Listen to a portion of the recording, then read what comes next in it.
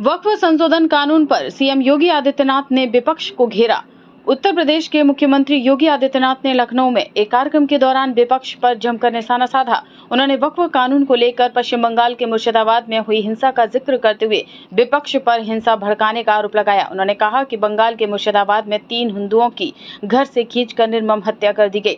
लखनऊ में बाबा साहब डॉक्टर भीमराव अम्बेडकर सम्मान अभियान के अंतर्गत आयोजित प्रदेश कार्यशाला में बीजेपी नेताओं को संबोधित कर सीएम योगी आदित्यनाथ ने कहा कि वक्फ कानून को लेकर हिंसा भड़काई जा रही है। मुर्शिदाबाद में 3 हिंदुओं की घर से खींचकर उनकी निर्मम हत्या कर दी गई और ये सब कौन है? ये सब वही दलित वंचित हैं जिन्हें इस जमीन का लाभ मिलने वाला है। ये जमीन राजस्व के रिकॉर्ड में फिर से आएगी तो एक गरीब भी हाई राइज बिल्डिंग का लाभ उठा पाएगा, उसको भी अच्छा फ्लैट मिलेगा। उन्होंने विपक्ष पर निशाना साधते हुए कहा कि इन लोगों को डर है कि गरीबों को हाई राइज बिल्डिंग घर मिल जाएगा तो इनका वोट बैंक खत्म हो जाएगा, इसीलिए ये लोग हिंसा भड़का रहे हैं। उन्होंने सीएए का जिक्र करते हुए कहा कि पूरी दुनिया में अगर हिंदू कहीं भी प्रताड़ित होता है तो वह भारत की ओर आएगा, लेकिन कांग्रेस, सपा और टीएमसी जैसी पार्टियां हमेशा बाधक रहे हैं। उन लोगों ने हमेशा इन लोगों को दोयम दर्जे का नागरिक बनाने का काम किया है, उन्हें शरणार्थी के रूप में रखा, लेकिन बीजेपी ने उन्हें अपनाया है। ऐसे ही इन लोगों ने वक्फ संशोधन कानून में भी ये लोग हिंसा कर रहे हैं। सीएम योगी आदित्यनाथ ने कहा कि धमकी दी जा रही है, फिर अव्यवस्था पैदा करने की कोशिश कर रहे हैं, क्योंकि उन लोगों को भय है कि जो जमीन राजस्व में आएगी तो गरीबों को अस्पताल मिलेंगे, मेडिकल कॉलेज मिलेंगे, शिक्षा के अच्छे केंद्र मिलेंगे, जहां वंचितों को बच्चों को पढ़ने की अच्छी सुविधा मिलेगी। इसीलिए ये लोग इस कार्यक्रम को आगे नहीं बढ़ने दे रहे हैं। दरअसल बीते दिनों पश्चिम बंगाल के मुर्शिदाबाद में वक्फ कानून के खिलाफ विरोध प्रदर्शन के दौरान हिंसा भड़क गई। उपद्रवियों ने कई इलाकों में पथराव, आगजनी की, ट्रेनें रोकी और पुलिस कर्मियों को भी निशाना बनाया।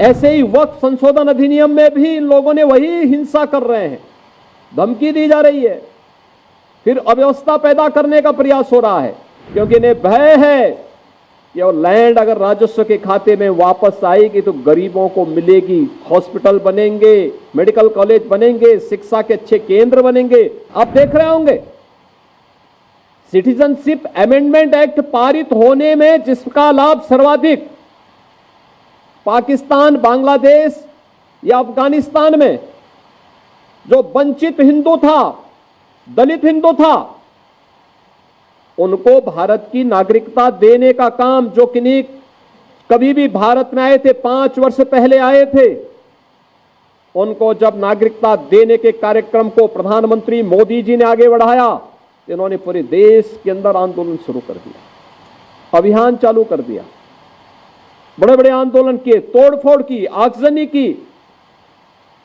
लेकिन सरकार ने भी दृढ़ता के साथ उसका सामना किया और सामना करते हुए आज इस नागरिकता देने का कार्यक्रम प्रारंभ किया है। कहां जाएगा? पाकिस्तान में, बांग्लादेश में पीड़ित हिंदू कहां जाएगा? और हिंदुस्तान की तरफ ही आएगा। दुनिया के अंदर कहीं भी कोई पीड़ित हिंदू होगा, वह आकर के अंततः हिंदुस्तान में ही आएगा और वह भारत में आकर के ही शरण लेने के लिए मजबूर होता है। लेकिन कांग्रेस और समाजवादी पार्टी या टीएमसी जैसे दल हमेशा इसमें बाधक रहे हैं और उन लोगों ने उन्हें दोयम दर्जे का नागरिक बनाने का काम किया, शरणार्थी के रूप में रखा, लेकिन भारतीय जनता पार्टी ने उन्हें अपनाया। ऐसे ही वक्फ संशोधन अधिनियम में भी इन लोगों ने वही हिंसा कर रहे हैं, धमकी दी जा रही है, फिर अव्यवस्था पैदा करने का प्रयास हो रहा है, क्योंकि इन्हें भय है कि वो लैंड अगर राजस्व के खाते में वापस आएगी तो गरीबों को मिलेगी, हॉस्पिटल बनेंगे, मेडिकल कॉलेज बनेंगे, शिक्षा के अच्छे केंद्र बनेंगे, अटल आवासीय विद्यालय जैसे विद्यालय बनेंगे तो श्रमिकों की और वंचितों के बच्चों को वहां पढ़ने की आवाज से शुद्ध अच्छी व्यवस्था मिलेगी। इसलिए ये लोग उस कार्यक्रम को आगे नहीं बढ़ाने देना चाहते। बहनों और भाइयों, और जब इन मुद्दों की ओर से जनता का ध्यान हटाने के लिए आज कांग्रेस हो या समाजवादी पार्टी, ये राष्ट्र नायकों के अपमान पर उतारू हो चुकी है।